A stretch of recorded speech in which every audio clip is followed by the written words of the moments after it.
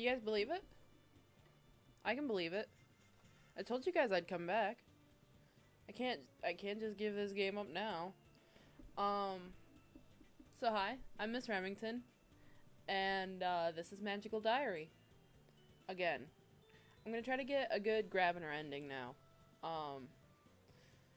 So for that, I don't actually have to go all the way back and start a whole new game, because I accidentally I accidentally triggered the event that could get me onto his track. So I will have to kind of deal with the fact that I'm already technically on the Damien track in this. Here, let me just...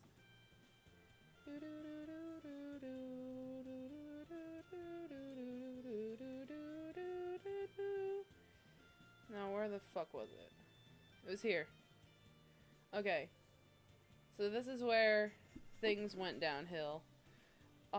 Downhill.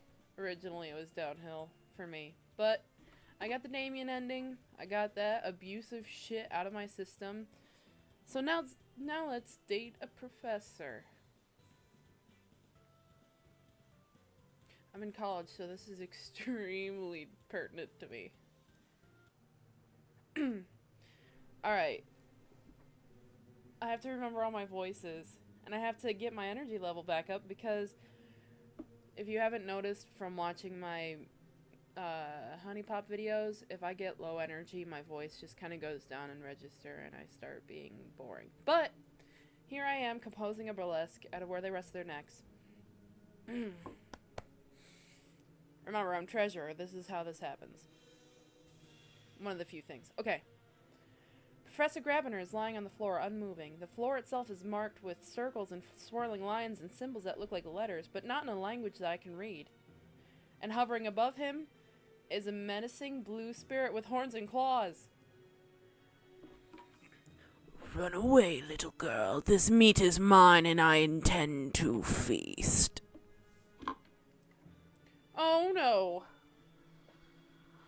Alright. Pro tip. Do. If you want Grabiner ending, save him. Or try to. I can't leave him there to get eaten. I rush into the room, leaping over the lines and symbols on the floor, and grab hold of his shoulder. Professor Grabiner, wake up! He groans faintly when I shake him, but doesn't stir. I hook my hands under his arms and prepare to drag him out when suddenly I can't move. I feel clawed hands gripping my neck and starting to squeeze. The floating spirit laughs at my panic. Fool. This one was protected, but you have crossed the wards that bind me. Remington! Professor Potsdam has appeared at the door of the room, only she has the sense not to cross the boundary. What have I done? You have started something beautiful. I feel weak. You will not touch that child! Professor Potsdam's voice rings out like a steel bell, and I see an expression of pain cross Professor Grabiner's face. He's waking up, but what good is that now?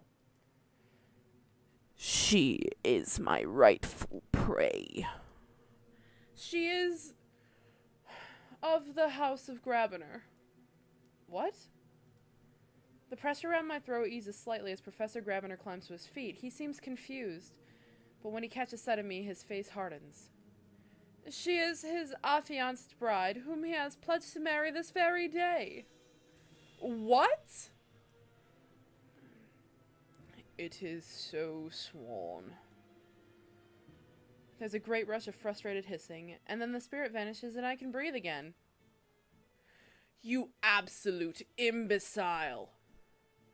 Not here, Hieronymus. Do you know what you've done? Do you know what you've... I have to remember...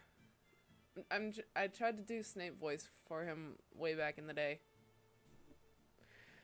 She was trying to save your life. Surely you wouldn't want her to lose her soul for such an act. I'm not sure this is an improvement. Professor, I don't understand. In the future, miss, you should learn not to meddle with things you do not understand. Not here, please. We should speak away from the watch. I will take her away and explain. We will see you again at noon? As I appear to have little choice. Professor Potsdam leads me to another classroom, empty and unused for the weekend. What happened? What's going on? Professor Grabby nearly came into possession of a manus, a guardian spirit sworn to the service of his family line. He has been experimenting with it. When you crossed the containment wards, it began to feed on you. The only way to save you was to cause the spirit to recognize you as a rightful member of the family it serves. Right, but that was just a fool, right? I'm not really engaged to Professor Grabby. Oh, my dear, a wizard's word is binding. A manus would not be fooled by simple trickery. Therefore, you will have to marry him today. What? But he's my teacher. And I'm only 16, and he doesn't even like me. Can we just pretend that I'm not 16 for once? That'd be awesome.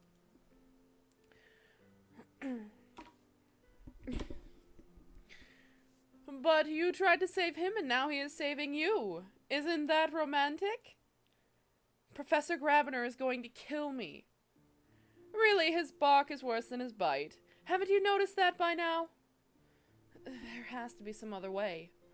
No, the oath has been given. To break that now would cost his magic and your life. This isn't forever. You will be joined for a year and a day, that's all. After that, your promise has been kept and you can go your separate ways. I'm sure this isn't quite the wedding a girl dreams of, but I have some lovely robes that should fit you, and I think that it will all turn out for the best. Perhaps we'll even come to like each other. But, I groped desperately for some final excuse, anything to make the difference. But what about the mail? Oh, don't you worry about that. My little helper will see to it. I'm pretty sure that's Donald. Now, we need the ribbons and a basket and a witness, and I'll need to alter the dress. She bustles me around, spinning me this way and that, at one point even stuffing an apple into my mouth to keep me quiet and feed me breakfast at the same time, while she takes care of the preparations. I'm not allowed to leave the room. Sorry, I have to keep an eye on. I'm not allowed to leave the room, and most of my questions are brushed aside or answered with weird specifics that don't make any sense. What does an ear of corn have to do with kindness and courage? Then I have to wash my hands multiple times. At last she hands me a bundle of creamy white fabric and tells me to try it on. Oh God, I have a wedding dress now. This is it, my wedding dress. I never imagined things would turn out this way. Hot damn, son! Look at that! And I still get to wear my tiara, which is awesome.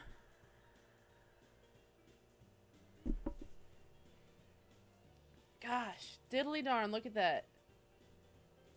I really like that. I'm sorry, guys.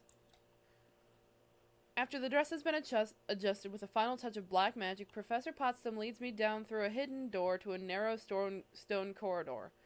We are getting married in a fucking dungeon. This hardly seems like a romantic location for a wedding. But then, this isn't a romantic wedding. My wedding. Not a dream, but a nightmare. Are you sure about that? Sorry, that was weird. The stairs lead to a wide open room, lit with candles. A haunted horror basement waiting for its sacrifice. The stone floors appear clean, at least. Why is there more than one floor? The ceremony will be held here, in the dark dungeon, so that no one will find out. Except for Minnie. As freshman class president, she was summoned to be an official witness for the ceremony. Professor Potsdam trusts her to keep the secret. She squeezes my hand and tries to smile, then steps away. Awkward. It's almost time. I hear someone cough behind me and turn to see... Oh, shit, man! I need a moment. I'm sorry, guys. Oh my God, look at him. He's so cute. Okay. Whew. Whoa. He looks so different without his book and hat. He glowers at me, and I realize that I'm staring. Of course I am. Jesus Christ. Why do I think that's so friggin' attractive? I quickly turn away, feeling flushed. Professor Potsdam claps her hands. Shall we begin? I'm afraid to look, but I hear Professor Graviner grunt a vague agreement next to me. Come and stand with me then. We walk in step across the dark stone floor, each of us carrying a basket. Mine contains an ear of corn and is decorated with blue and orange ribbons. Can someone... Okay. His holds a tree branch and ribbons of black and gold. His basket is cooler. Mine has an ear of corn in Syracuse colors. Fuck those guys, right? Sorry, I don't mean it. Professor Potsdam starts to speak, but I can hardly focus on the words. Something about our entering into this union of our own free will, that's a lie surely, and of the values of honor and loyalty. And with each, the gifts provided for the other. That's our cue. I turn to Professor Graviner and hold out my left hand to present the handle of the basket. I give to you my kindness and my courage. He takes hold of my basket with his right hand while holding out his with his left. I give to you my wisdom and my protection. Then I take hold of his basket with my right hand so that our four hands are crossed together. Minnie and Professor Potsdam step in, one on each side, to lift the dangling ribbons and drape them over our hands. As two streams join to form a river, so your two lives join to create something greater than they were. One family and one future, for 1 year and 1 day are ye bound. You may now kiss the bride. Is that strictly necessary? Well, no. Then I have no intention of demeaning myself. Ouch.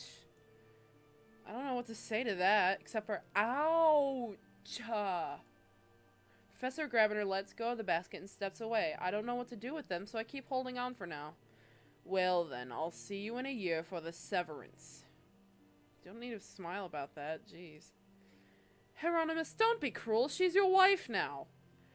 You should all go out for a nice meal together. She may be my wife in name, but that is the end of it. He turns to me. You are to stay out of my way. Do not expect special treatment or privileges. You will not use my name, you will not enter my rooms, and no one is to know about this. Do you understand? Yes, sir. I hope this whole affair has taught you the cost of foolishness. Goodbye, Miss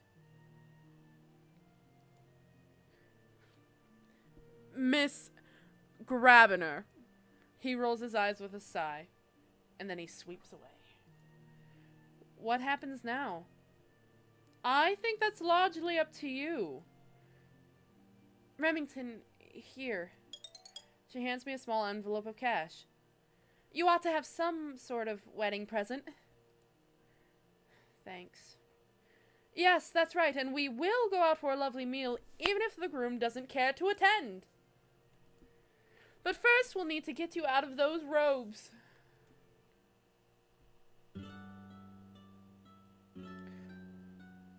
Look at us. We're so cute. Ah. Let me see if I can... Woo! Okay. Yeah. Did that actually record all that? That's funny if it did. But... Hey, sexy lady, look at this shit. We are so cute. I can't handle it. Okay, I'm gonna end my episode here and spend some time elsewhere giggling like an idiot because this is the start of something all fun and new and full of Graviner. Professor Hot Dad.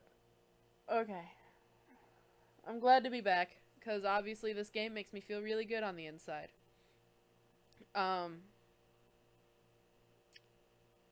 Look at us, we're so cute. I might be taking a screenshot.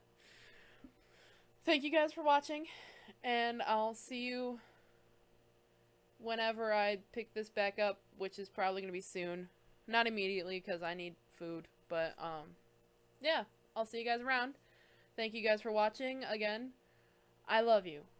I love you guys. But I also love grabbing her. So, I mean, don't be too offended by that.